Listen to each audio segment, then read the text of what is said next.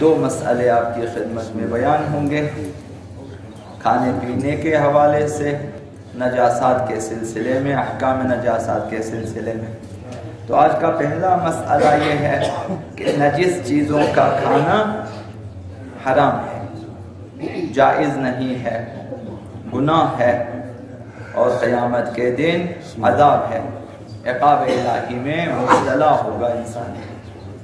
تو نجس چیز کا کھانا حرام ہے، چاہے وہ عین نجس چیز ہو، جیسے وہ 11 چیزیں جو آپ لوگوں کو پتہ ہے اور معلوم ہے، یا ان 11 چیزوں سے دوسری چیزیں جو نجس ہو چکی ہیں ان کا کھانا پینا حرام ہے اور جائز نہیں ہے۔ اسی طرح دوسروں کو کھلانا بھی حرام ہے۔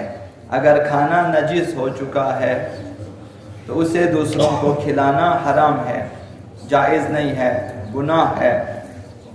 اگر ہمارا کھانا نجس ہو جائے یا کسی کو کھلا دے، ہم نے گناہ کیا ہے۔ تو لہٰذا کہ یہ کھانا اگر کسی طرح سے بھی نجس ہو جائے، کبھی اس میں کوئی جانور گر جاتا ہے، مر جاتا ہے، کبھی مثلا اس میں خون گر جاتا ہے، کبھی کوئی اور چیز، تو وہ حرام ہے۔ دوسرا مسئلہ یہ ہے کہ اگر جانتا ہو کہ نجس چیز کا خریدار یا عاریتاً لینے والا، ایک چیز نجس ہے، اسے دوسرا شخص خرید رہا ہے، نجس چیز مثلا گوشت خرید رہا ہے، وہ گوشت نجس ہے، خون لگا ہوا ہے، مگر لیکن پاک ہو سکتا ہے، ابھی تک پاک نہیں۔ عموماً ہمارے یہاں قصاب گوشت کو پاک نہیں کرتے، وہ خون لگا ہوتا ہے، وہ نجس ہے، گھروں میں جا کر انہیں پاک کرنا چاہیے۔ تو یہ مثلا گوشت یا پھر گندم مثلا یا کوئی اور چیز نجس ہو چکی ہے اور ایک شخص خریدنا چاہتا ہے، اگر آپ کو پتہ ہو کہ یہ شخص کھانے پینے میں استعمال کرے گا، یہ گوشت خود بھی کھائے گا، مہمانوں کو کھلائے گا، بال بچوں کو کھلائے گا، تو آپ کے لیے یعنی بیچنے والے کے لیے واجب ہے کہ اسے بتا دیں کہ بھئی یہ چیز نجس ہے، اسے پاک کر کے استعمال کریں، یہ چیز نجس ہے، یہ گوشت نجس ہے، پاک نہیں ہے، اسے آپ پانی سے دھولیں، پاک کریں، پھر استعمال کریں۔ اسی طرح آپ سے کوئی چیز عاریتاً موقتاً وقتی طور پر اس استفادے کے لیے لے لیتا ہے کوئی بھی چیز، اگر آپ کو معلوم ہو کہ کھانے پینے میں استعمال، مثلا آپ کا برتن نجس ہے، ایک شخص آتا ہے کہ مجھے آپ کے مثلا برتن چاہیے، پلیٹ چاہیے، آپ کے جگ چاہیے، ڈش وغیرہ چاہیے، اگر وہ چیزیں نجس ہے، آپ کو پتہ ہے یہ اس کھانے پینے میں استعمال کرے گا، تو آپ کے لیے بتانا واجب ہے کہ یہ پلیٹ، یہ ڈش وغیرہ، یہ برتن، یہ دیگیں نجس ہیں، انہیں پاک کریں پھر استعمال کریں۔ تو جس کا مال ہے اس کی یہ ذمہ داری ہے کہ لینے والے کو بتا دیں، چاہے وہ خریدار ہو یا پھر عاریتاً وقتی طور پر استعمال کے لیے لینے والا ہو، یہ بتانا واجب ہے۔ حضرت آیت اللہ سیستانی نے فرمایا کہ یہ جو بتانا واجب ہے یہ اس صورت میں واجب ہے جب آپ کو پتہ ہو کہ میرے بتانے کا کوئی اثر ہوگا اس پر۔ بعض لوگوں کو نجاسات و پاکیزگی کو طہارت کی کوئی پرواہ ہی نہیں ہے، ہم بتائیں یا نہ بتائیں اس نے تو استعمال کرنا ہے۔ اگر وہ لاپرواہ لوگ ہیں جنہیں نجاسات وغیرہ کوئی پرواہ نہیں ہے تو پھر بتانے کی ضرورت نہیں ہے، اگر آپ کی بات کا اثر ہوتا ہے تو پھر بتانا واجب ہے۔ حلال اور حرام کی تأثیر ہوتی ہے، اس لیے شریعت نے منع کیا ہے کہ نجس چیزیں نہ کھائیں، حرام ہے، اور حرام چیزیں بھی نہ کھائیں۔ جب حرام چیزیں استعمال کریں اس کے اس قدر اثرات ہے کہ ایک لقمہ حرام سے انسان کی 40 دنوں کی عبادتیں نامقبول ہو جاتی ہیں، صرف حرام۔ اگر نجس بھی ہو تو یہ حرمت اور دگنی ہو جاتی ہے کہ یہ چیز اب نجس بھی ہے اور حرام بھی، تو پھر اس کی تاثیر انسان کی عقل پر، انسان کی عبادتوں پہ پڑتا۔ بہت سارے لوگ کہیں گے کہ ہمیں نماز کی توفیق نہیں ہے، ٹائم نہیں ملتا، نہیں آ سکتے، انہیں اس بارے میں سوچنا چاہیے کہ ہمارے کچھ کھانے پینے میں لاپرواہی کی وجہ سے ہم سے عبادت کی توفیق چھین لی گئی ہے۔ اور ہم نہیں پڑھ سکتے، ہم نماز کے ٹائم پہ کہیں اور یا دکان میں ہوتے ہیں یا ہوٹل میں ہوتے ہیں یا دفتر میں کہیں اور گرفتار ہوتے ہیں. انہیں خداوند متعال نے دور رکھا ہے. حرام کی ایک تاثیر یہ ہے نماز شب سے انسان محروم ہو جاتا ہے، اور اسی طرح آہستہ آہستہ قرأت قرآن سے انسان محروم ہو جائے گا، جماعت سے انسان محروم ہو جائے گا. یہ نجاست جو ہے حرام خوری کی وجہ سے. تو حلال اور حرام کی تاثیر ہوتی ہے انسان کی عقل پر بھی، انسان کی عمر پر بھی، اور انسان کی جو ہے بصیرت و عبادت و ایمان وغیرہ پر بھی. ایک شخص نے آ کر حضرت آقا رسول خدا صلی اللہ علیہ وآلہ وسلم سے عرض کیا کہ اے اللہ کے رسول، میں چاہتا ہوں کہ میری دعائیں قبول ہو جائیں.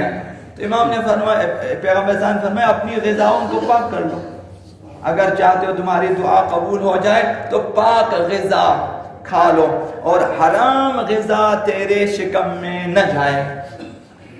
اگر یہ چیز مہم ہے تو پھر ہمیں چاہیے کہ ہم شبہناک مشتبہ چیزوں سے بھی پرہیز کرے، کہیں ایسا نہ ہو کہ یہ حرام ہو.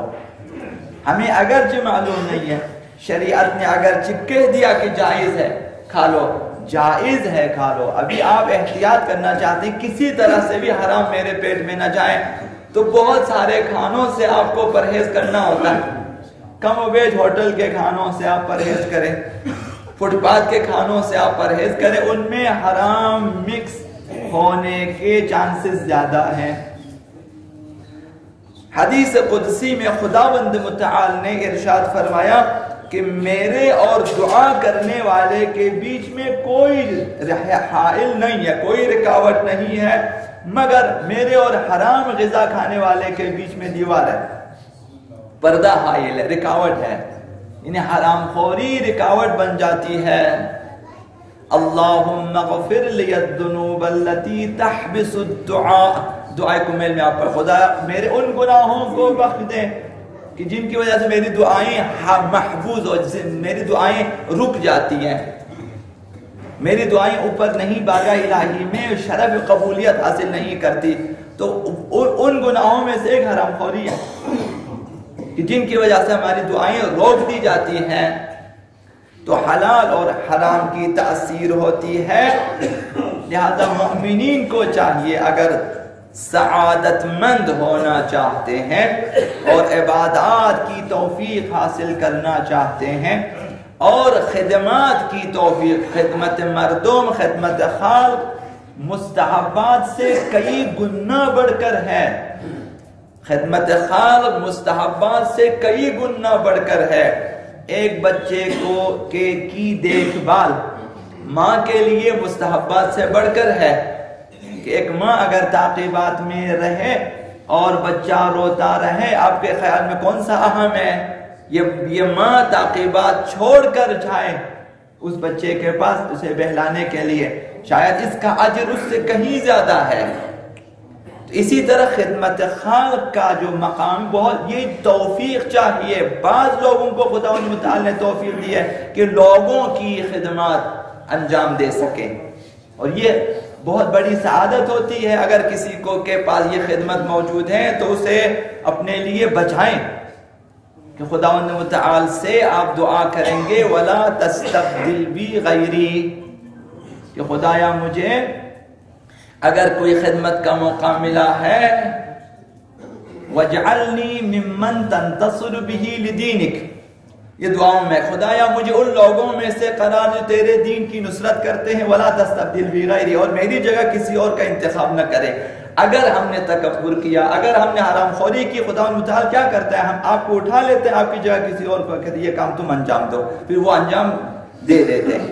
یہ ایک سنت الہی ہے. قرآن میں جا بجا اس کا تذکرہ آپ کو ملے گا کہ ہم تمہاری جگہ دوسری قوم کو لائے گا تاکہ وہ میرے لیے کام کرے.